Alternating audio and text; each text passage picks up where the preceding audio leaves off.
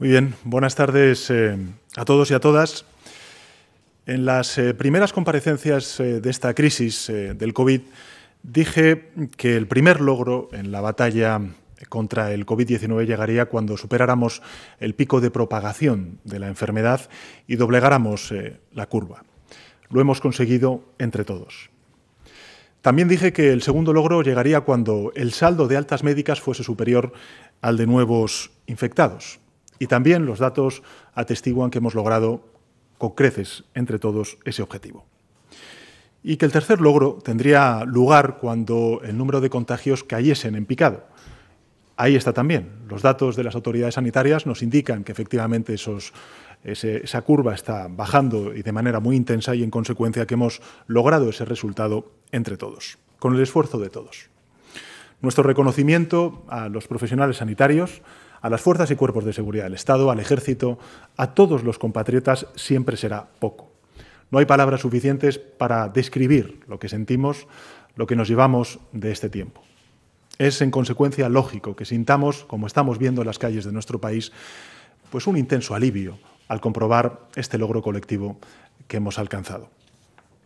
Pero, al igual que reconocemos este esfuerzo y los logros y los resultados tan extraordinarios que estamos disfrutando a lo largo de estas últimas semanas en términos de contagios y de evolución de la pandemia, me gustaría subrayar algo muy importante, y es que no podemos relajarnos, que debemos mantener la prudencia, que hemos de seguir las normas que nos dictan las autoridades sanitarias, que el virus sigue acechando, que es una amenaza gravísima y que en consecuencia hay que apelar a la responsabilidad individual, además del conjunto de instituciones públicas. La responsabilidad individual en este momento de desescalada, de fase final de esta emergencia sanitaria, es prioritaria, es fundamental si queremos defender lo colectivo, la salud pública del conjunto de la ciudadanía.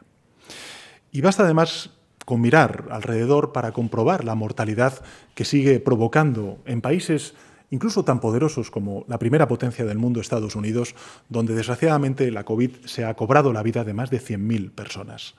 Solo en el estado de Nueva York hay más víctimas mortales que en todo nuestro país. Por tanto, no podemos olvidar tan pronto el sacrificio de todos durante el confinamiento, la abnegación de nuestros profesionales sanitarios, las miles de vidas que desgraciadamente el COVID-19 se ha llevado a lo largo de estas semanas tan intensas, tan duras. En consecuencia, pido prudencia y pido también respeto a las reglas sanitarias para evitar cualquier tipo de recaída, por mínima que sea, porque es un riesgo real no solamente para nuestro país, sino para el conjunto del planeta, como hemos visto a lo largo de estos últimos meses. Pero lo cierto es que casi hemos logrado lo que nos propusimos y lo hemos conseguido siguiendo el plan que trazamos con el Consejo de los Expertos y gracias también a un instrumento constitucional que se ha declarado como esencial para permitir la limitación de la movilidad y, en consecuencia, contener la expansión del virus. Me estoy refiriendo al estado de alarma que viene reconocido y recogido en el artículo 116 de la Constitución española. Es verdad que empezó siendo un estado de alarma con restricciones muy severas. Luego fuimos suavizándolo e introduciendo alivios que ahora mismo están empezando a notarse en muchos sectores económicos y también en el día a día en los espacios públicos, en el uso por parte de la ciudadanía de los espacios públicos. Y ahora estamos a punto de llegar a puerto, estamos a punto de llegar a buen puerto. Y necesitamos recorrer el trecho más sencillo y a la vez el más decisivo, que es acabar con la desescalada, en definitiva, acabar con esta emergencia sanitaria tal y como la hemos sufrido a lo largo de estas largas semanas de estado de alarma. Hoy, tras la 12ª Conferencia de Presidentes y Presidentas Autonómicos, en la que hemos analizado múltiples cuestiones, las últimas órdenes que se aprobaron por parte de las autoridades sanitarias, así como el estatus de las fases de cada una de las comunidades autónomas y también la situación de la última propuesta de los fondos de reconstrucción anunciados por la Comisión Europea, he comunicado, como decía, en esta 12ª Conferencia de Presidentes, he comunicado al conjunto de presidentes y presidentas autonómicas que volvemos a necesitar una última y definitiva prórroga de 15 días del estado de alarma. Una última y definitiva prórroga de 15 días del estado de alarma. Será un estado de alarma muy distinto, mucho más liviano, pero lo necesitamos para culminar el trabajo que hemos hecho entre todos. Es muchísimo lo que hemos avanzado, tanto que este último estado de alarma tendrá una novedad sustancial que me gustaría compartir con todos ustedes, y es que la máxima responsabilidad en la gestión de la desescalada se traslada definitivamente a las propias comunidades autónomas que estén en la fase 3. Esta misma mañana he compartido esta propuesta con las presidentas y presidentes autonómicos de las comunidades autónomas, y es que a partir del día 8 de junio, momento en el que más de la mitad de nuestro país debería estar en fase 3, la autoridad para la desescalada en cada territorio será el presidente o presidenta de esa comunidad autónoma.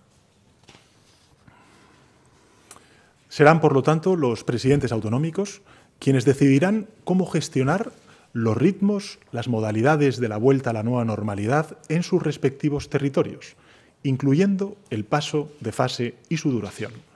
En consecuencia, lo que estamos haciendo es pasar de la cogobernanza que hemos tenido durante estas últimas semanas a la gobernanza plena por parte de las comunidades autónomas, que no olvidemos nunca son las que ostentan la competencia en materia de sanidad. Naturalmente, igual que contamos con la colaboración de las comunidades autónomas hasta ahora, a las que agradezco de corazón el trabajo realizado, ahora van a ser las comunidades autónomas quienes podrán contar con el respaldo del Gobierno de España, con el respaldo, en este caso, del Ministerio de Sanidad, que mantendrá funciones de cooperación e información general, y también con el asesoramiento de sus especialistas, en particular del Centro de Coordinación de Emergencias Sanitarias que dirige brillantemente el doctor Simón. Pero la capacidad de decisión, y esto es lo que me parece relevante para trasladarles a ustedes, de esta última fase de la desescalada corresponderá a cada comunidad autónoma, a cada presidente o presidenta de comunidad autónoma. Es decir, en manos del Gobierno, lo único que quedará será la regulación de la movilidad. Cuando estamos a punto de conseguirlo, cuando se dispone a pasar el testigo a las comunidades autónomas, permítame que haga un elogio público a dos personas que encarnan las mejores cualidades de nuestro país, de nuestro gran país. El primero es un aragonés y el segundo es un catalán. El primero es un funcionario, es un servidor público, a quien ni siquiera conocía antes de esta terrible crisis y que fue además elegido y designado por otro gobierno, por otra administración.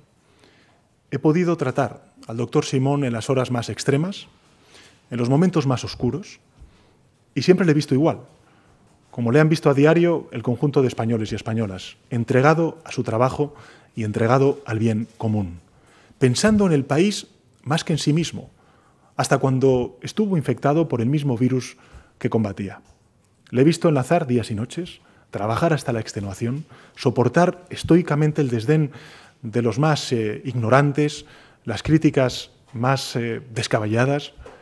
Como todos los españoles, le he visto explicarse una y otra vez, responder a todo tipo de dudas, de preguntas, reconocer con modestia, como se tiene que hacer, los límites del conocimiento científico del que disponemos, admitir, en consecuencia, con humildad, nuestra indefensión en momentos duros. Nunca, nunca se ha dejado arrastrar por la provocación, ni una sola vez. El segundo elogio se refiere a un político que conocía ya antes de este trance, pero a quien he vuelto a descubrir nuevas y enormes cualidades en estos días tan límites que hemos vivido el conjunto de la sociedad española. El ministro de Sanidad, Salvador Illa, nunca ha fallado ni ha desfallecido. Si cada uno en la soledad de su casa ha sentido momentos de desaliento, de zozobra, pueden imaginarse lo que habrá pasado por el ánimo del máximo responsable de nuestra sanidad. Pero siempre se ha mantenido, y esto es lo que me gustaría subrayar, sereno y firme. Siempre ha dialogado, ha cooperado, nunca ha escurrido el bulto ni ha culpado a nadie. Ha soportado las peores descalificaciones, los insultos más mezquinos, y jamás ha perdido la compostura ni se ha permitido una sola mala palabra. Jamás ha caído en la provocación ni una sola vez. Cuando nos hemos sobrepuesto a la peor crisis mundial en un siglo, vale la pena que no nos dejemos distraer por el griterío, tampoco por la provocación, y que centremos toda nuestra atención y toda nuestra referencia en figuras como el doctor Simón, un servidor público, y como el ministro de Sanidad, Salvador Illa. Nos hacen simplemente mejores como sociedad. Y necesitaremos muchos comportamientos como los suyos, igual que necesitaremos muchos ejemplos como los de los profesionales sanitarios para acometer la reconstrucción, la recuperación económica y social que tenemos por delante. Las previsiones las conocen, económicas, coinciden que nuestro país, nuestra economía, al igual que la economía de la zona euro, de la Unión Europea, vivirá una recuperación en V. Pero los tramos no serán simétricos. La caída que sufriremos este año será brusca y superará el 9% de nuestro Producto Interior Bruto, como hemos hecho ya llegar a Bruselas, y la recuperación será más prolongada y durará los 2 próximos años. Se iniciará desde el último trimestre de este año, de forma que al final de esta legislatura estaremos en una posición mejor que antes del impacto de la pandemia. En todo caso, mientras llegue ese momento de la recuperación económica que queremos y trabajamos todas las instituciones para que así sea cuanto antes mejor, mientras llega esa recuperación, como decía antes, tenemos que socorrer en primer término a miles y miles de familias que ya antes incluso de esta pandemia soportaban situaciones de pobreza extrema. La tasa de pobreza en nuestro país es la mayor de los países de nuestro entorno y duplica la media de la Unión Europea. El Gobierno tenía ya, como saben ustedes, antes de la emergencia de esta pandemia, tenía ya entre sus planes la erradicación de la pobreza y el descalabro, como decía antes, que ha originado la crisis del COVID-19 nos ha llevado a acelerar esta medida. Y por eso el pasado viernes aprobamos en un Consejo de Ministros extraordinario el ingreso mínimo vital. Empezará a aplicarse desde el mes de junio, que empieza mañana, y puede amparar a 4 de cada 5 personas en situación de pobreza extrema.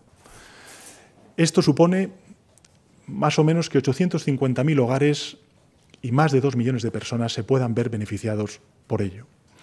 Este Gobierno tiene el compromiso de erradicar la pobreza que conlleva como principal prioridad erradicar la pobreza infantil y dar cumplimiento en consecuencia a las recomendaciones que cada año, desde el año 2014, nos hace el Consejo de Europa a España. También, como saben, este Gobierno está comprometido con la Agenda 2030, con los Objetivos de Desarrollo Sostenible, que recoge en su primer objetivo poner fin a la pobreza en todas sus formas. Para que se hagan una idea, la tasa de pobreza en nuestro país es la mayor de todos los países de nuestro entorno, como decía antes, duplicando la media de la Unión Europea y triplicando a países como Alemania. Solo en España, el porcentaje de hogares por debajo del 30% de la renta mediana roza el 7%. Una situación que afecta a más de 2 millones de niños y niñas en nuestro país. Es decir, nuestros hijos, nuestras hijas y la que es la próxima generación de nuestro país. Debemos protegerles, debemos ayudarles a avanzar. No vamos a permitir más infancias rotas, más generaciones sin futuro o más familias sin esperanzas. Nuestros hijos, nuestras hijas, nazcan donde nazcan, vivan donde vivan, deben tener las mismas oportunidades, los mismos derechos, sin riesgo alguno de exclusión. Se trata simplemente de hacer lo que es justo, de garantizar una vida digna y saludable a aquellos que, hasta en los peores momentos, como la actual emergencia sanitaria, nos devuelven la sonrisa para llenarnos de optimismo. Ni el Gobierno de España, ni tampoco la sociedad española van a mirar para otro lado mientras nuestros compatriotas forman colas para comer, sobre todo para dar de comer a nuestros niños y nuestras niñas. Desde este viernes, y como consecuencia de la aprobación de este ingreso mínimo vital, nuestro país ha ganado en justicia social. Pero sobre todo, y esto es lo que me gustaría también compartir con ustedes, ha ganado en decencia. Socorrer a los más vulnerables será una prioridad. Lo está siendo ya en la reconstrucción económica y social, pero en paralelo debe discurrir la reconstrucción y la recuperación económica. Y las prioridades económicas estarán alineadas con aquellas que señala Europa. Desde el primer momento, ustedes lo han visto en la acción que ha desplegado el Gobierno de España a lo largo de estas últimas semanas, nuestro país ha ejercido un papel de liderazgo activo y propositivo. Entre todos hemos conseguido acercar acuerdos que son acuerdos sin precedentes en la historia de la Unión Europea. Por ejemplo, la flexibilización de los criterios de déficit público establecidos por el Pacto de Estabilidad y Crecimiento, el programa de compra de deuda pública por parte del Banco Central Europeo, valorado en nada más y nada menos que 750.000 millones de euros, y, por supuesto, también la triple red aprobada de 540.000 millones de euros en el Consejo Europeo del pasado 23 de abril. La posición española ha resultado también decisiva en otros dos procesos actualmente en marcha y que me gustaría compartir con ustedes. En primer lugar, incrementar el marco financiero plurianual, es decir, los presupuestos de la Unión para los próximos 7 años, hasta 1,1 billón de euros, y crear un fondo de recuperación que fue anunciado por la Comisión Europea esta misma semana, un fondo de recuperación para que la economía europea cuente con 750.000 millones de euros, del que nuestro país sería uno de los principales beneficiarios. Eso último supondrá para nuestro país, si llega a buen puerto las negociaciones que estamos a punto de comenzar a nivel europeo, esto supondría para nuestro país más o menos 140.000 millones de euros de ayuda directa a los sectores más necesitados. Sectores, como saben ustedes, de turismo, de comercio, de transporte o también el sector de la automoción. Este no ha sido ni está siendo un proceso fácil, sin duda alguna no lo está siendo. Pero podemos sentirnos orgullosos al ver que nuestro país, que España, ha defendido sus intereses legítimos, defendiendo a la vez los intereses comunes del conjunto de la Unión Europea. Hemos defendido siempre que Europa necesitaba para esta crisis un nuevo Plan Marshall. En el primero, el que se puso en marcha en el año 1948 tras la Segunda Guerra Mundial, fue Estados Unidos quien ayudó a la reconstrucción de Europa, y 72 años después Europa debe salvar a Europa. Si el Plan Marshall originó pues un crecimiento económico muy importante y que se consagró también al relanzamiento de la industria en general, este nuevo Plan Marshall europeo se concentrará en la transformación medioambiental, en la transición digital y en la creación de empleo, y de un empleo que tiene que ser necesariamente un empleo de calidad. El Gobierno está consagrado a la preparación de un plan de recuperación e inversión de una magnitud sin precedentes, lo digo antes, 140.000 millones de euros, y nuestra versión nacional de ese Plan Marshall europeo lo presentaremos a Europa y servirá para catalizar muchas de estas ayudas y, en consecuencia, para recuperar la actividad y el tejido productivo dañado como consecuencia del parón y el cierre de los mismos. Un sector clave para nuestra economía, como saben ustedes, es sin duda el turismo. Y es el más afectado por las restricciones sociales que ha impuesto la propia pandemia. El turismo es uno de nuestros grandes pilares económicos y culturales, además de creación de empleo, y el relanzamiento del turismo debe ser inmediato y debe proyectarse en una doble dimensión. En primer lugar, la nacional y, en segundo lugar, la internacional.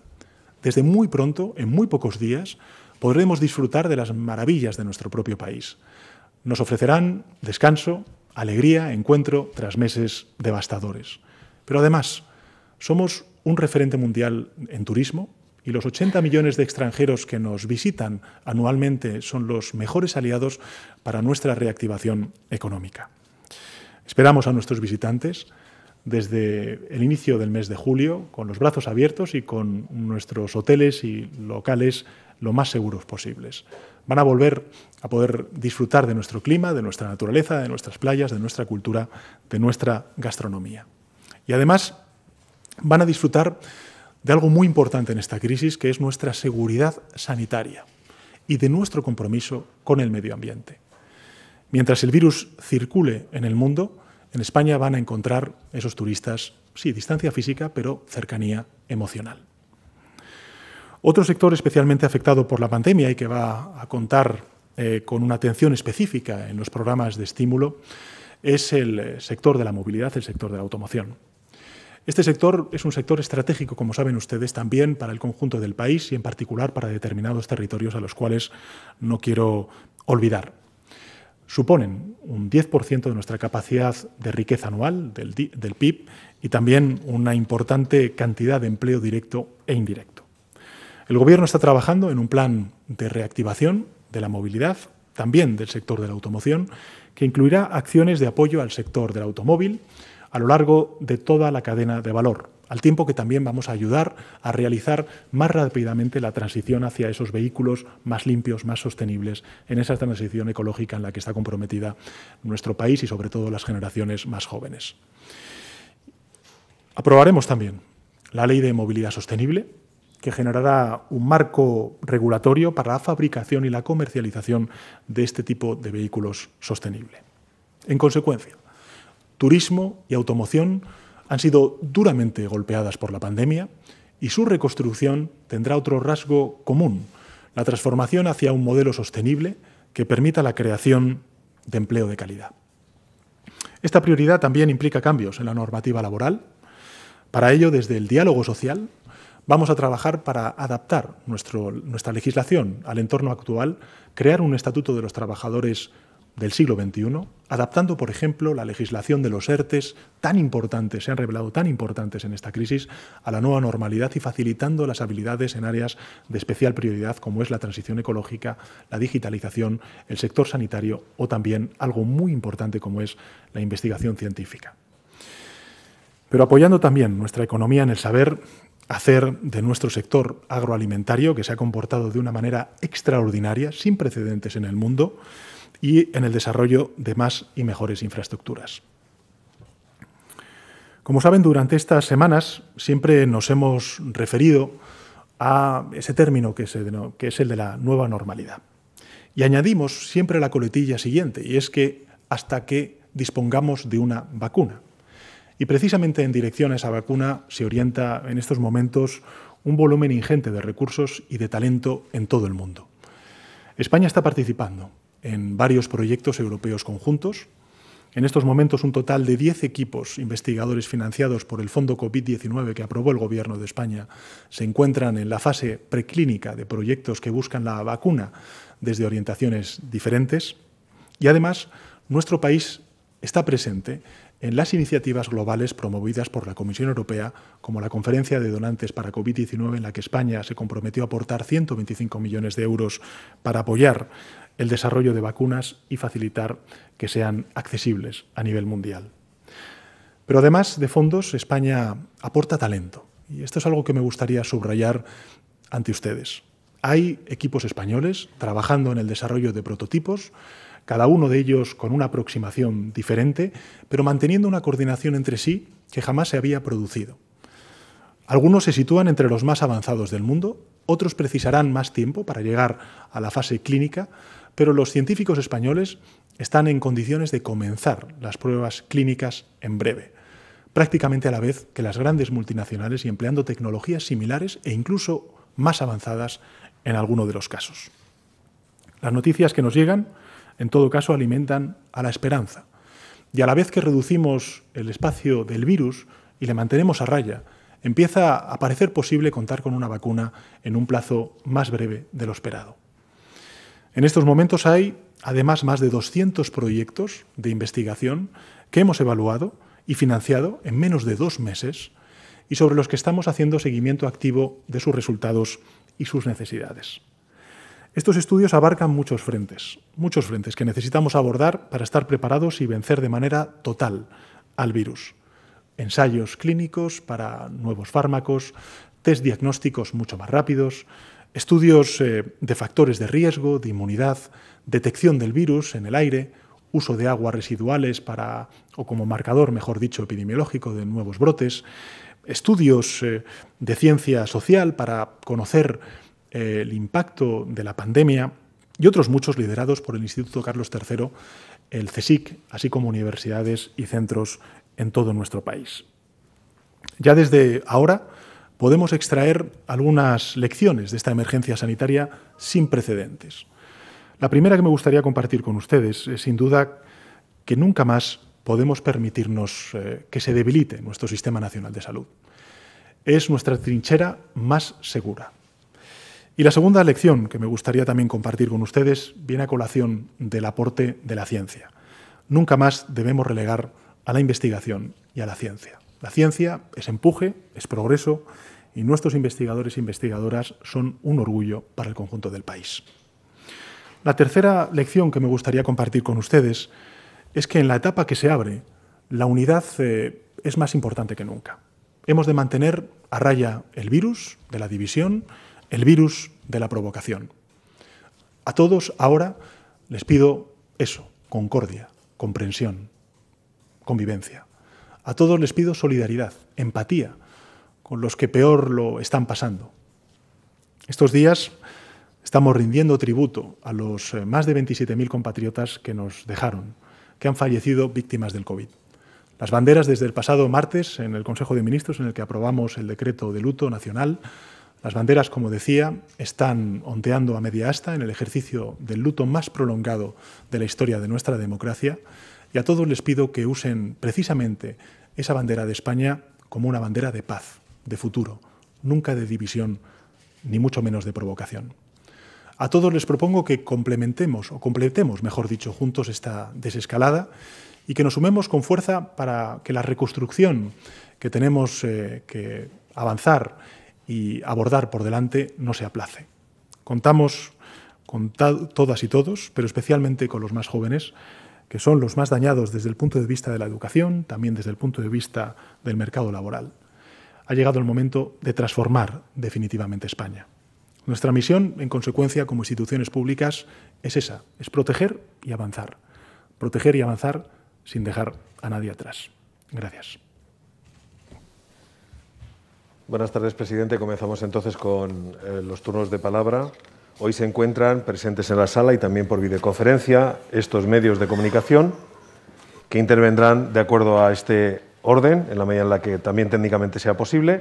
20 minutos, El Economista, Público, ABC, News Diario, Es Radio, The New York Times, Business Insider, La Razón y El Punt Avui. El primer turno de palabra corresponde a 20 minutos. Decid, por favor, compañeros, vuestro nombre al formular vuestras preguntas. 20 minutos, por favor. Hola, buenas tardes, presidente. ¿Qué tal? Quería preguntarle, en primer lugar, por la extensión de la prórroga hasta el 21 de junio. Cuando se levante en este ritmo, habrá territorios como Madrid y Barcelona que estarán entrando en fase 3. ¿Cómo se van a mantener las restricciones de movimientos, no habiendo ya estado de alarma, si va a ser mediante un Real Decreto Ley, como el que apuntó hace unos días la vicepresidenta Calvo? Y sobre la prórroga también, pero sobre los apoyos parlamentarios, me gustaría saber si va a buscar activamente el sí de Ciudadanos esta vez, una vez que se ha garantizado el apoyo de PNV y la abstención de Esquerra, y si ya han empezado los contactos con Ciudadanos. Gracias. Muchísimas gracias por tu pregunta. Vamos a ver, respecto a este nuevo estado de alarma y efectivamente lo que indicaba usted sobre Madrid y Barcelona.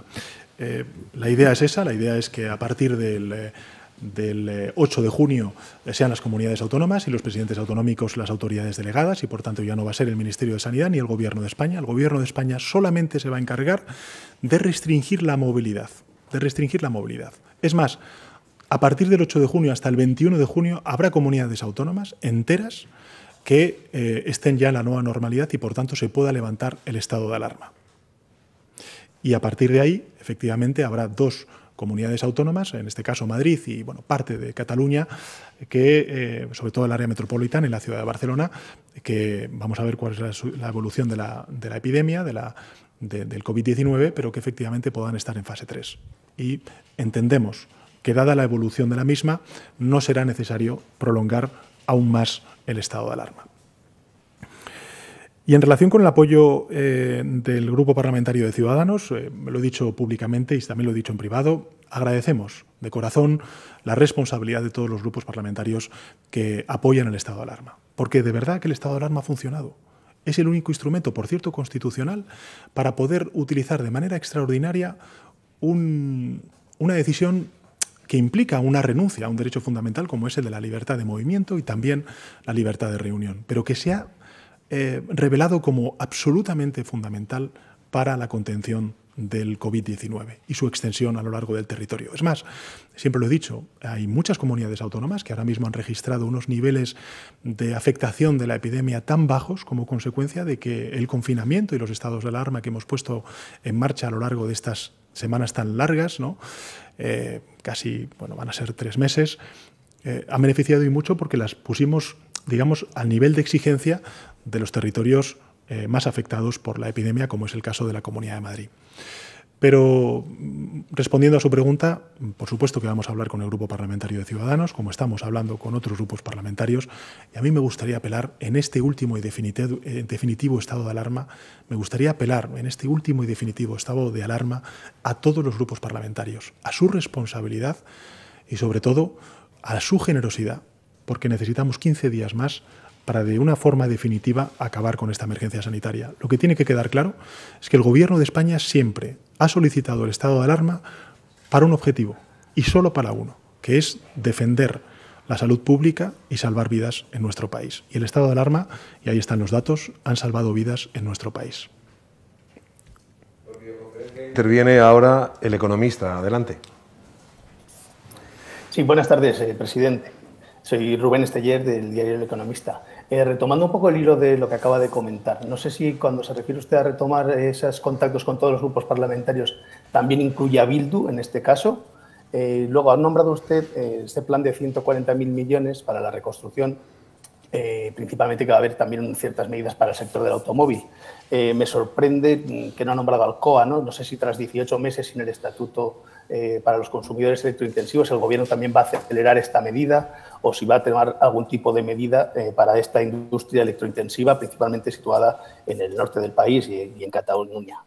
Y luego quisiera saber qué le parece la incorporación de los exministros Montilla y Blanco al Consejo de Administración de Enagás, después de las críticas que desde sus socios de gobierno y también desde el propio Partido Socialista han tenido a las puertas giratorias en los últimos años, y si se plantea el Gobierno alargar las ayudas para la cese de actividad para los autónomos, como han solicitado ya ATA y UPTA. Muchas gracias. Bueno, muchas gracias, Rubén, por sus preguntas. En relación con lo primero, nosotros vamos a hablar con todos los grupos parlamentarios que no han rechazado la prórroga. Es decir, aquí hay dos grupos parlamentarios, el Partido Popular y Vox, que han dicho que no a la prórroga, también Junts per Catalunya, pero el resto de grupos parlamentarios, al menos en lo que es la comunicación con nosotros, incluso también la comunicación pública, no han rechazado esa prórroga. Vamos a hablar con todos los grupos y, por tanto, a partir de ahí, lo más importante es, insisto, que se prorrogue 15 días más el estado de alarma, el último y definitivo estado de alarma, precisamente para garantizar el que superamos de una manera definitiva esta emergencia sanitaria. Y, por tanto, podemos focalizarnos y volcar todas nuestras energías en todo aquello que usted está indicando en sus otras preguntas, que es precisamente la recuperación económica y social derivada de esta crisis del COVID. Esta crisis del COVID tiene tres dimensiones: la sanitaria, que ya parece que la estamos, venciendo definitivamente, siempre con prudencia, siempre con muchísima precaución, apelando a la responsabilidad individual.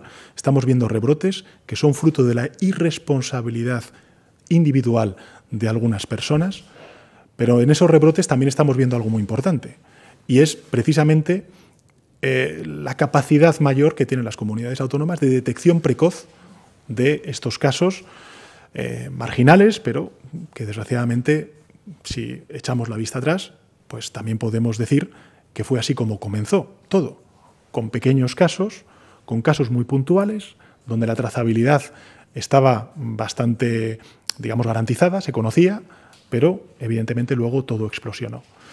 Por eso creo que es muy importante ser muy conscientes de que la responsabilidad individual es fundamental si queremos mantener a raya a un virus que continúa al acecho.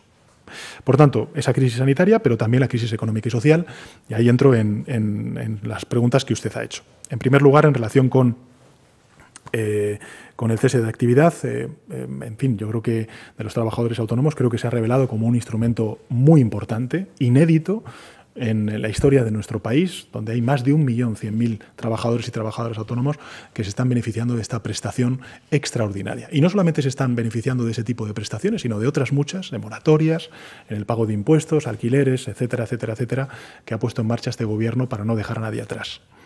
En segundo lugar, en relación con Alcoa, sabe usted que el Ministerio de Industria, Comercio y Turismo está hablando precisamente con la empresa, que es un tema recurrente a lo largo de estos 2 años que llevo al frente del Gobierno, y que en consecuencia lo que estamos intentando es garantizar los empleos y la perdurabilidad, lógicamente, de esta importante industria en nuestro país.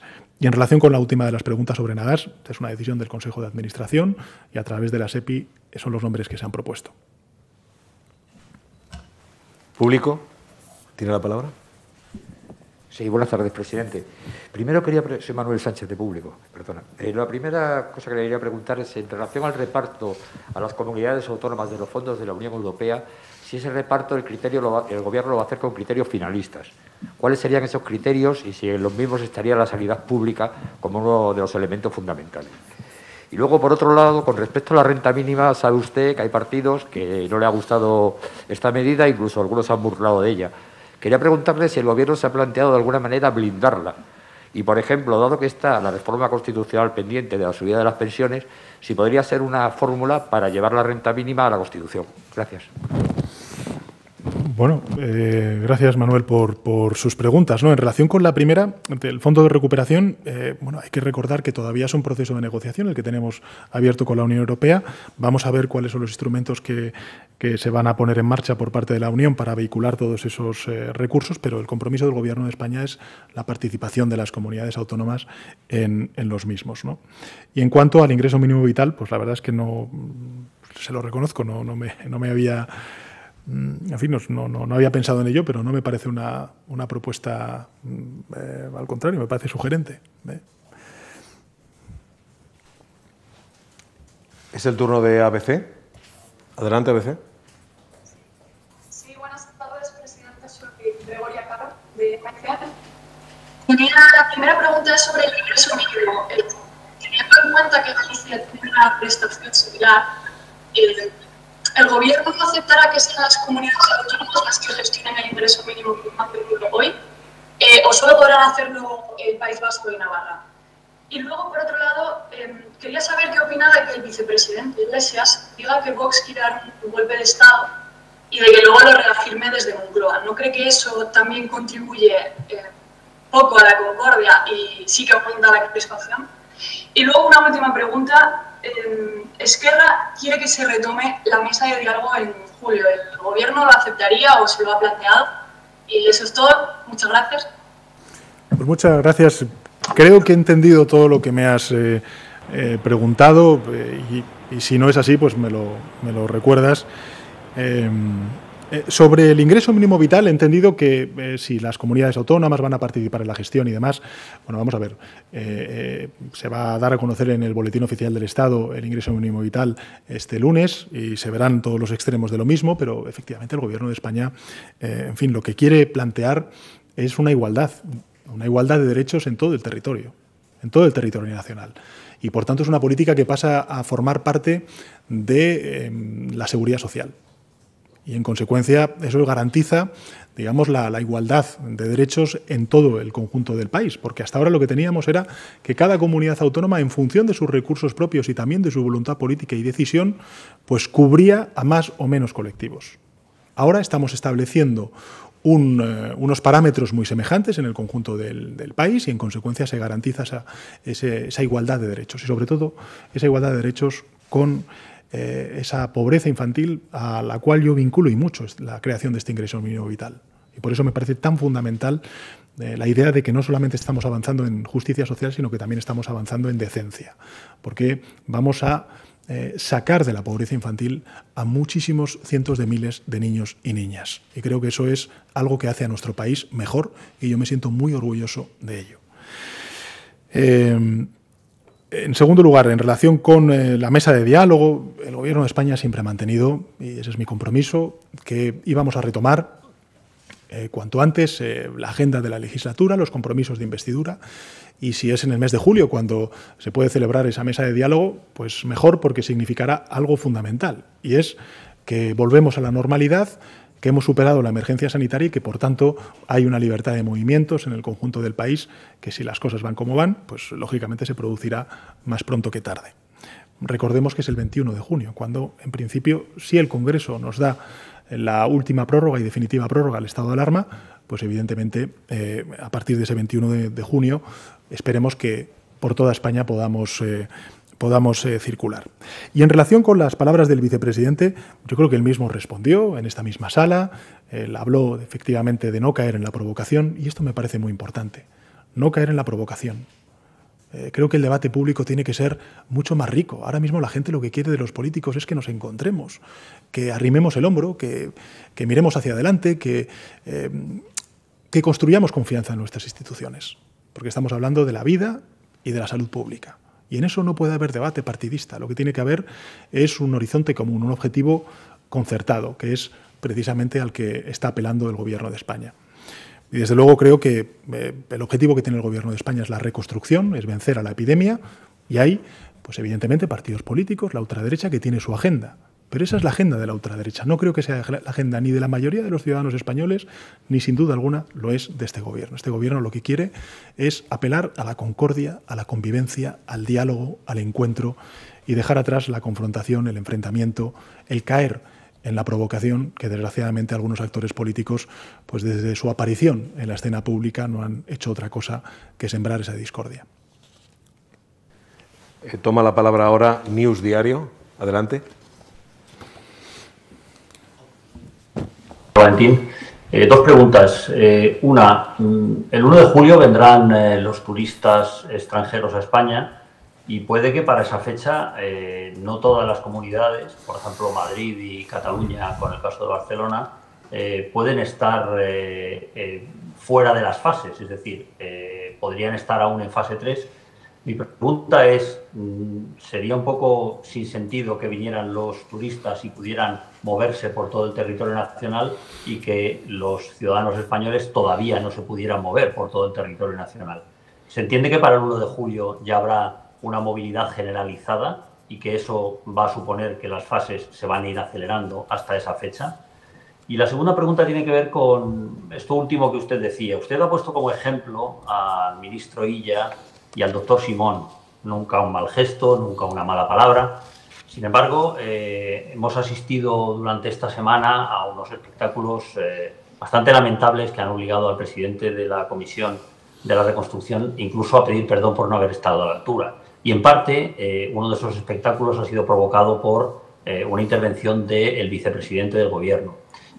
¿No cree que el Gobierno también tiene que mejorar bastante en cuanto a esa reconciliación que usted reclama, sobre todo después de haber hablado al principio del esfuerzo de todos, de la prudencia y del logro colectivo, para intentar sumar a ese logro colectivo al resto de fuerzas políticas? Gracias.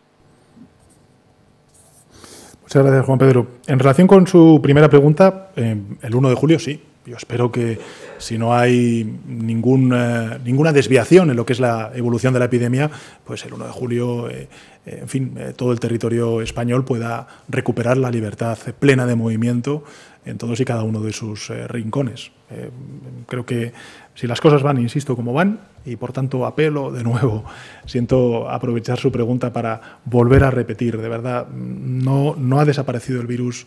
Seamos muy conscientes de la responsabilidad individual que tenemos, no echemos por tierra todo el trabajo que hemos y todo el sacrificio y todas las renuncias a las que pues hemos asumido para, con el confinamiento, poner fin a la circulación del virus. A mí me parece fundamental en este momento apelar a la responsabilidad individual de los más mayores y sobre todo de los más jóvenes. Son sobre todo los más jóvenes los que tienen que asumir que se tienen que poner la mascarilla, que cuando salgan a divertirse, a encontrarse con los amigos, tienen que asumir en primera persona esa responsabilidad individual, porque nos estamos jugando mucho. Nos estamos jugando retroceder, regresar a escenarios epidemiológicos que afortunadamente ya hemos pasado, que forman parte de nuestro pasado, pero no pueden formar parte ni de nuestro presente ni de nuestro futuro. Y va a depender mucho, no solamente de lo que nosotros dictemos desde Moncloa, no solamente desde lo que digan las comunidades autónomas, sino sobre todo lo que hagamos nosotros en nuestra conducta social y sobre todo individual. Por tanto, creo que el 1 de julio, respondiendo a su pregunta, se hará así. Quizá no ha quedado claro y por eso, Juan Pedro, aprovecho su pregunta para volver a repetirlo. A partir de la fase 3, son los presidentes y presidentas autonómicos los que van a poder gestionar la fase, la duración de la fase también. Por tanto, si hay comunidades autónomas que consideran que la evolución epidemiológica les lleva a que la fase 3 puedan estar en lugar de 2 semanas, pongamos el ejemplo, tómelo como un ejemplo, simplemente como un ejemplo, 10 días, pues el Gobierno de España no pondrá objeción, porque ellos son la autoridad delegada por parte del Gobierno de España como máximos representantes del Estado en cada uno de los territorios. y por tanto no habría, digamos, contradicción. Lo que sí que habría, efectivamente, es una decisión por parte de ese presidente o presidenta autonómico de acortar los plazos de la fase 3 porque la evolución de la epidemia le lleva a que no sea necesario. Siempre dijimos que la fase de desescalada contaba con varios conceptos. El primero, el de la asimetría, por eso va a haber territorios que salgan antes que después del estado de alarma. Lógicamente también con la gradualidad, por eso hay cosas que se pueden hacer en una fase y no en otra. La coordinación, que es lo que hemos llevado hasta ahora, y ahora la vamos a ultimar en este último y definitivo estado de alarma con la delegación en los presidentes autonómicos de las competencias en cuanto al faseado, si me permite esta expresión. Y por último, dijimos siempre que el estado de alarma iba a implicar también la adaptabilidad. Y creo que esto es sinónimo de adaptabilidad. Si al final, afortunadamente, como estamos viendo, la evolución de la epidemia nos supera en términos positivos, porque incluso va mucho mejor de lo que inicialmente habíamos previsto, pues tampoco hay más necesidad de tener una medida tan extraordinaria como es el estado de alarma durante más tiempo. Sí creemos, y así nos lo han dicho las autoridades sanitarias, que necesitamos 15 días más, por eso apelo a la responsabilidad de los grupos parlamentarios, aquellos al menos que no se han pronunciado en contra del mismo, para que tengamos ese tiempo necesario que algunos presidentes y presidentas autonómicos necesitan, lógicamente, para culminar con éxito la desescalada. Y en relación con la última de las preguntas, sin duda alguna, creo que todos tenemos que hacer por no entrar en las provocaciones que algunos actores políticos, pues lógicamente están planteando en el discurso público, y desde luego si hay alguien que tiene más responsabilidad de no caer en esas provocaciones es el Gobierno de España. Pregunta ahora, Libertad Digital, ¿es radio? ¿Qué tal, presidente? Buenas tardes. Le quería preguntar por 3 asuntos. En primer lugar, le quería preguntar por el señor Marlaska, su ministro del Interior, si respalda usted todas las decisiones que se han tomado en relación a los ceses y dimisiones al frente de la Guardia Civil en la última semana, si niega que el Gobierno haya exigido esos informes a la jefatura de la Guardia Civil sobre el 8 de marzo y si teme el recorrido judicial al respecto de esta investigación sobre el Gobierno. En segundo lugar, le quería insistir en la pregunta que le han hecho mis compañeros, porque hace usted una reflexión general y es duro en ocasiones con el Partido Popular y con Vox por elevar la crispación, pero se limita a una frase cuando habla de la autocrítica del Gobierno. ¿Usted teme las repercusiones internacionales o teme la imagen que pueda dar ante nuestros socios europeos y en los mercados internacionales el que el vicepresidente del Gobierno de España le llame golpista al tercer partido de la oposición? Y, en último lugar, repitió usted la semana pasada creo que fue, que la legislatura va a durar 4 años y la anterior legislatura precisamente concluyó porque usted rechazó el precio que fijaba Esquerra a apoyar sus presupuestos. Mi pregunta es si eso implica que, al seguir contando con Esquerra, usted acepta esa interlocución independientemente del precio que fije Esquerra, del coste. Si levanta o se abre, se muestra dispuesto a aceptar algunas exigencias que fija Esquerra a la hora de continuar con esa interlocución, como por ejemplo en materia de Cataluña, autogobierno, referéndum de autodeterminación, etcétera. Muchas gracias, Ketty, por sus palabras. En relación con la primera de sus preguntas, decirle que, por supuesto, que cuenta con mi absoluto apoyo el ministro del Interior. Fíjese que, además, durante estos 2 años que llevo como presidente del Gobierno, el año después de la moción de censura y después de las elecciones del pasado 28 de abril y 10 de noviembre, el Gobierno de España ha hecho cosas que hacía mucho tiempo que no se hacían para las fuerzas y cuerpos de seguridad del Estado, con razón, porque las demandas eran legítimas. En primer lugar, la equiparación salarial. El pasado Consejo de Ministros aprobamos la tercera línea de equiparación salarial acordada precisamente con las, asociaciones más representativas de las fuerzas y cuerpos de seguridad del Estado. En segundo lugar, hemos aprobado un plan de inversiones para recuperar y dignificar las infraestructuras, sobre todo de la Guardia Civil. Estoy hablando, por ejemplo, de los cuarteles que hay en la España interior, que son de sobra conocido que a lo largo de estos últimos años pues, han sido testigos de un desmantelamiento, cuando no cuidado pues muy importante, y esto creo que es significativamente relevante para las fuerzas y cuerpos de seguridad del Estado, y también una oferta pública de empleo en la que bueno, pues son 4.000 las nuevas plazas que se van a poner a lo largo de estos próximos años en marcha para incluso superar la tasa de reposición que estamos planteando desde el Gobierno de España, es de un 120% a la que había de fuerzas y cuerpos de seguridad del Estado por parte de otras administraciones. Y en relación con la otra cuestión sobre el Poder Judicial, este es un Gobierno que siempre ha mantenido el absoluto respeto al Poder Judicial, a su independencia, y ahí vamos a seguir estando. Sobre los mercados internacionales, las cosas que, en fin, pues si uno ve la evolución de la prima de riesgo, la cotización de la bolsa a lo largo de la pasada semana fue precisamente una de las mejores semanas a lo largo de estas semanas que llevamos de estado de alarma y de pandemia, con lo cual creo que está respondida su pregunta. Y la última de las cuestiones, ¿no? Sobre la legislatura, yo creo que España en 2019 fue testigo de 5 procesos electorales, 2 elecciones generales donde los españoles claramente dijeron lo que dijeron y votaron a quien votaron para que dirigiera el país. ¿Ahora qué necesita España? Pues ahora necesita España ser gobernada, necesita abordar las transformaciones. Si antes, precisamente, de la pandemia necesitaba transformaciones, imagínense ahora, después de la pandemia. Yo creo que hay que apelar a esa recuperación económica y social, hay que apelar a la unidad, no solamente a la unidad de los actores políticos, al ejercicio de colaboración sin precedentes en la historia de la democracia que hemos liderado desde el Gobierno de España, celebrando 12 conferencias de presidentes, nunca en la historia de la democracia se había hecho, y, en tercer lugar, pues lógicamente al diálogo social y al acuerdo entre agentes sociales. Lo hemos hecho. Hemos extendido los ERTEs hasta el 30 de junio, hemos subido el salario mínimo interprofesional, en fin, hemos aprobado un ingreso mínimo vital, es decir, estamos poniendo en marcha medidas políticas inéditas, pero sobre todo muy importantes en el momento actual que vive nuestro país. Estábamos viendo hasta hace un instante al corresponsal de The New York Times en la pantalla. No le vemos, pero sí creo que podemos escucharle. Adelante, New York Times. Sí, hola. Buenas tardes, presidente. Soy Rafael Minder del New York Times. 2 preguntas, por favor. Primero, sobre el turismo. Se ha hablado de reactivar de manera inmediata el turismo. A mitad de este se puso en marcha un plan de Catalina en la misma semana que la Comisión Europea tenía un plan de abrir corredores para los viajantes. Eso, según la ministra francesa, era prueba de una política contradictoria de turismo español.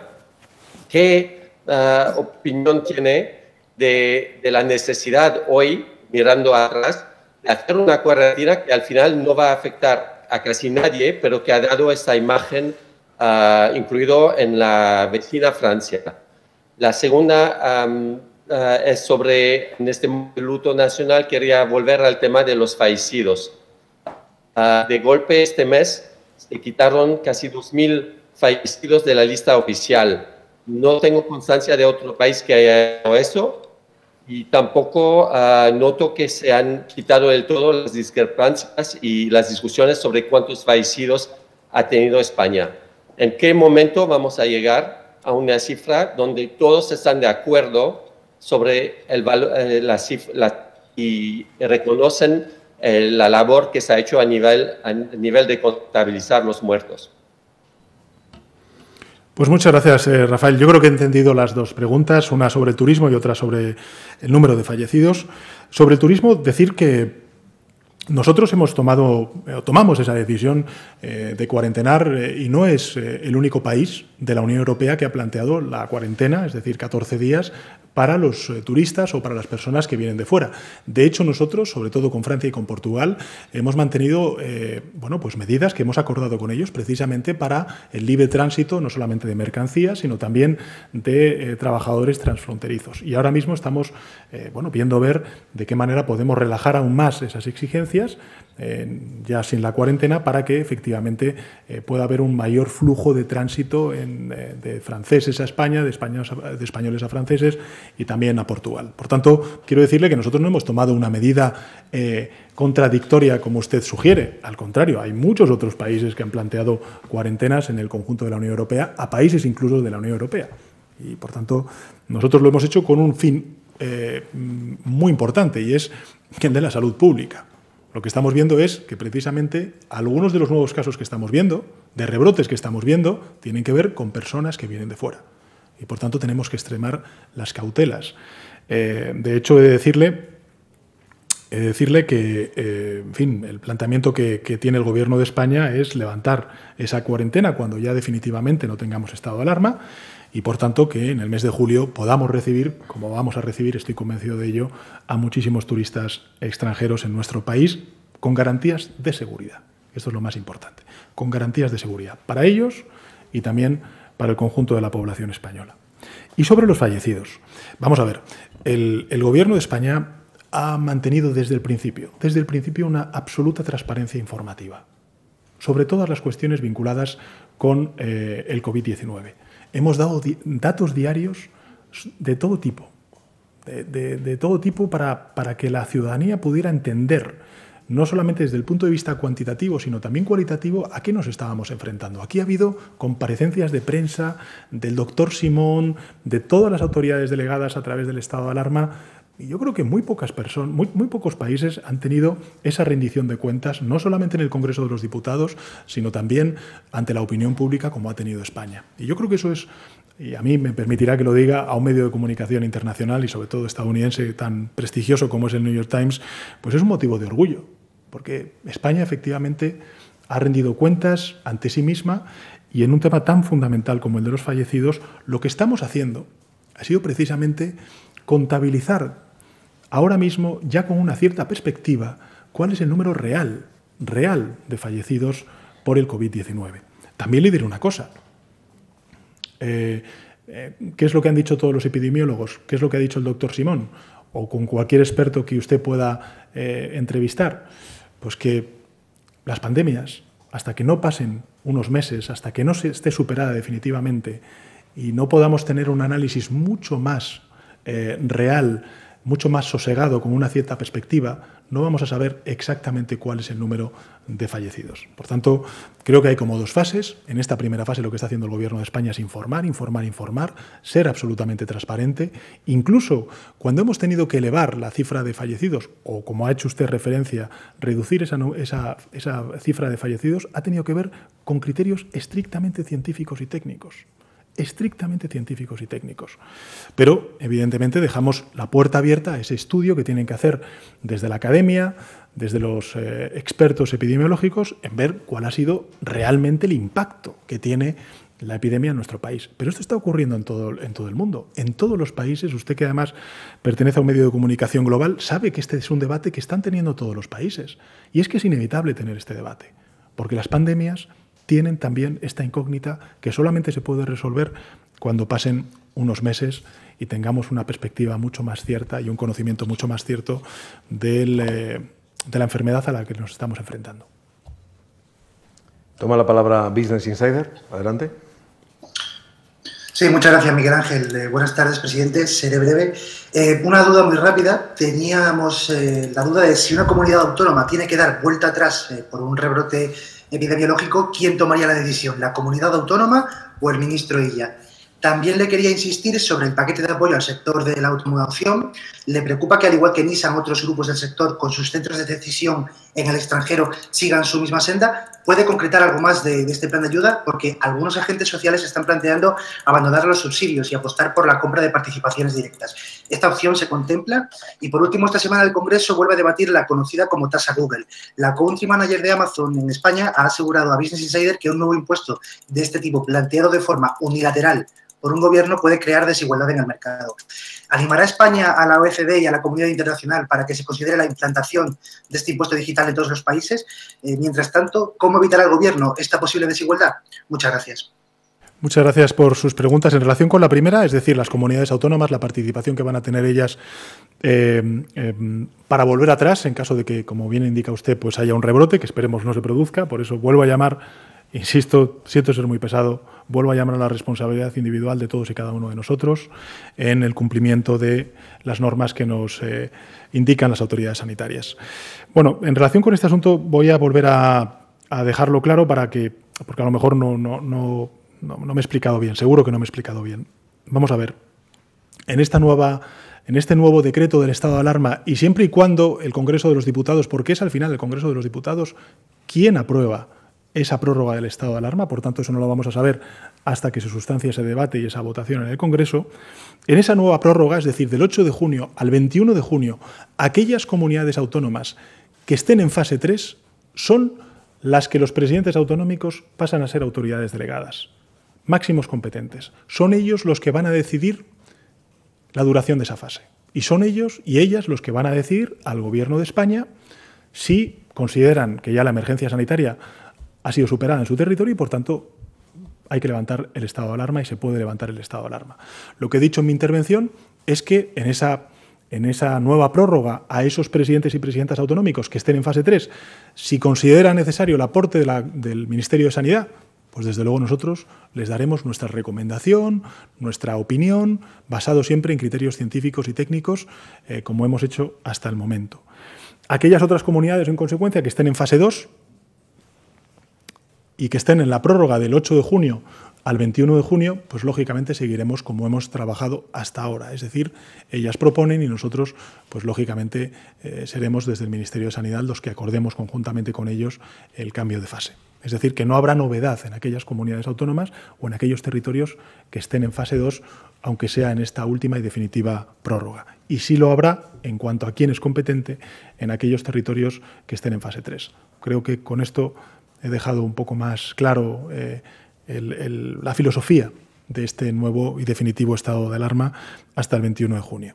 Sobre el sector de la automoción, decirle que el Gobierno de España va a aprobar en un próximo Consejo de Ministros, no en el próximo, digo en un próximo Consejo de Ministros, tan pronto como sea posible, un importante programa para el sector de la automoción, acordado con el sector y en base a una nueva movilidad eficiente y sostenible tras el COVID-19. Y va a tener 6 pilares que le avanzo. El primero, renovación del parque de vehículos, es decir, el estímulo a que los españoles compremos vehículos mucho más sostenibles. En segundo lugar, la inversión, estímulo de la modernización de la fabricación de vehículos por parte de la industria automovilística española. Por tanto, garantizar una mayor competitividad, que ya es, por cierto, mucha la que tiene nuestro sector de la automoción en España. En tercer lugar, el impulso a la I+D+I. En cuarto lugar, la fiscalidad del sector automovilístico. En quinto lugar, la liquidez y la financiación de las empresas, algo que ya estamos haciendo también a través de las líneas ICO. Y en sexto lugar, las medidas en el ámbito laboral. También son cuestiones que hemos trabajado conjuntamente con el sector a lo largo de estos 2 años. Y un conjunto, además de estas 6 pilares, un conjunto de medidas transversales. En primer lugar, un plan estratégico de apoyo integral al sector de la automoción. En segundo lugar, una armonización de medidas de movilidad, que es importante. En tercer lugar, el hidrógeno verde. En cuarto lugar, la cadena de valor de las baterías. Y en quinto lugar, el uso de las TICs para la nueva movilidad. Por tanto, les recuerdo 6 pilares: renovación del parque de vehículos, inversión, es decir, el estímulo de la modernización de la fabricación de vehículos por parte de la industria automovilística española. En tercer lugar, la I+D+I. En cuarto lugar, la fiscalidad del sector automovilístico. En quinto lugar, la liquidez y financiación de las empresas. Y en sexto lugar, medidas en el ámbito laboral. Y, como medidas transversales, le vuelvo a repetir, el plan estratégico de apoyo integral al sector de la automoción, la armonización de medidas de movilidad, el hidrógeno verde, la cadena de valor de las baterías y el uso de las TICs para la movilidad. Y en relación con la tasa digital, decirle que esa es una propuesta del Gobierno de España. Nosotros lo que dijimos es, vamos a esperar a que decida la OCDE, que inicialmente iba a ser a finales de este año, cuando se planteara esa imposición a corporaciones que, insisto, no están pagando impuestos. No los pagan como los autónomos o no los pagan como las pequeñas y medianas empresas y, por tanto, introducen una distorsión en el mercado muy importante. Y creemos que es urgente y necesario, cuando hablamos de justicia fiscal, que estas grandes corporaciones aporten recursos a la hacienda pública. Si se puede hacer a nivel global, estupendo. Si se puede hacer a nivel europeo, fíjese, en la propuesta de la Comisión Europea de esta semana hemos hablado del Fondo de Reconstrucción, del marco financiero plurianual, pero una de las cosas que habla también la Comisión Europea es aumentar los ingresos, los recursos propios de la Unión Europea para financiar sus propias políticas. Y ahí habla, por ejemplo, del impuesto al plástico o también habla de la imposición digital. Si puede ser una solución europea, el Gobierno de España, desde luego, encantado de que sea así, porque más fuerte será efectivamente ese mensaje que lanzamos a un mundo, el digital, que necesita también aportar recursos en beneficio de la justicia social. Quedan 2 últimos turnos de palabra. Ahora le corresponde a La Razón. Adelante. Buenas tardes, presidente. De La Razón. A mí todavía me queda una duda. Una vez levantado el estado de alarma, ¿qué plan tiene el Gobierno para limitar la movilidad si hay rebrotes o si alguna comunidad autónoma se lo pidiera? Solo para limitar esa movilidad. Y ha hablado ya de previsiones económicas que baraja el Gobierno. No sé si están trabajando ya en unos nuevos presupuestos, esos presupuestos de la recuperación que usted anunció y, en tal caso, ¿cuándo tendría previsto presentarlos? Muchas gracias. Ainhoa, en relación con la primera de las preguntas, insisto, es que no hay otro instrumento para restringir la movilidad. No lo hay. No lo hay. Y creo que tenemos que no lo digo por usted, pero digo un poco por el debate público que han planteado algunos actores políticos, ¿no? Es que no hay capacidad para restringir la movilidad. En los niveles que estamos hablando, de comunidades autónomas, de áreas metropolitanas, como es Madrid, como es Barcelona. Por tanto, lo que tenemos que hacer a partir de que se levante el estado de alarma es reforzar, y no necesariamente tiene que haber cambios legislativos, tendremos que hablarlo con las comunidades autónomas, reforzar, como hemos reforzado durante estas semanas, pues el grado de coordinación, cooperación y colaboración de las comunidades autónomas con el Ministerio de Sanidad. Y en relación con lo segundo, pues efectivamente, cuando toque, pues hablaremos de los presupuestos. Ahora lo que tenemos que hacer es sostener pues, las rentas, todo este esfuerzo que estamos haciendo. Fíjese, el otro día daba un dato y me gusta siempre recordarlo porque con el aporte y el esfuerzo de todos los españoles y de sus impuestos estamos manteniendo al 31% de la población ocupada en nuestro país, ya sea a través de las prestaciones por cese de actividad a los autónomos o ya sea a través de los expedientes de regulación temporal de empleo. Hablaremos de presupuestos, llegará su momento, pero ahora lo que tenemos que hacer es amortiguar este golpe y avanzar en esa recuperación tan necesaria para activar la economía en nuestro país. Finalizamos con Alpunta Avui en la sala. Sí, David Portabella, del diario El Punt Avui. Presidente, le quería preguntar, viendo que en un informe de la Guardia Civil, de la Comandancia de Madrid en concreto, puede tener tantos errores clamorosos cuando es sobre el Gobierno de España en una crisis sanitaria, si cree que ha podido suceder lo mismo en otros casos relevantes, y le cito 3. El caso de los jóvenes de Alsasua, el caso contra el mayor de los Mossos, Josep Lluís Trapero, y el caso de Jordi Sánchez y Jordi Cuixart, en el que incluso Amnistía Internacional pide su puesta en libertad inmediata. En segundo lugar, ¿por qué cree que ha sido capaz de convencer a Esquerra Republicana y al vicepresidente aragonés de las bondades de un acuerdo y no ha podido con Junts per Catalunya y con el presidente Torra, cuando es el presidente Torra la autoridad competente en la fase 3? Teniendo en cuenta, el presidente Torra sigue pidiendo que no haya subordinación a Madrid, pide una deuda pendiente acumulada de 9.000 millones y, en cambio, hace 2 años de la moción de censura sí fue posible el apoyo de Esquerra Republicana y de Junts per Catalunya. Y, por último, una aclaración de fase 3. ¿Puede darse el caso en que el presidente Torra sea competente sobre Tarragona y Girona, pero que las decisiones sobre Barcelona las siga tomando el Gobierno de España? Y, en cualquier caso, ¿quién regiría o fijaría las condiciones de la nueva normalidad? Gracias, presidente. Muchas gracias, David, por sus preguntas. En relación con los informes de la Guardia Civil, mire, yo lo único que puedo decir como presidente del Gobierno es que confío plenamente en la Guardia Civil. Creo que la profesionalidad como institución de la Guardia Civil y de sus atestados está fuera de duda. En relación con la segunda de las preguntas, en fin, yo ayer tuve ocasión de poder hablar con el presidente Torra para explicarle el diseño que teníamos de estado de alarma en esta última y definitiva prórroga y él me dijo que no lo veía, que no era necesario. Yo siento discrepar en este caso del presidente Torra porque efectivamente creo que el estado de alarma es bueno para Cataluña y es bueno para España porque lo que está haciendo es armarnos de un instrumento que nos permite la restricción de la movilidad. Y efectivamente podría ocurrir que hubiera zonas de Cataluña que estuvieran fuera del estado de alarma y otras que no. Pero insisto, eso dependerá de la decisión del presidente, en este caso Torra, porque será él el que decidirá si pasa a fase a fase 3 o se levanta el estado de alarma esos territorios que no sean Barcelona y su área metropolitana.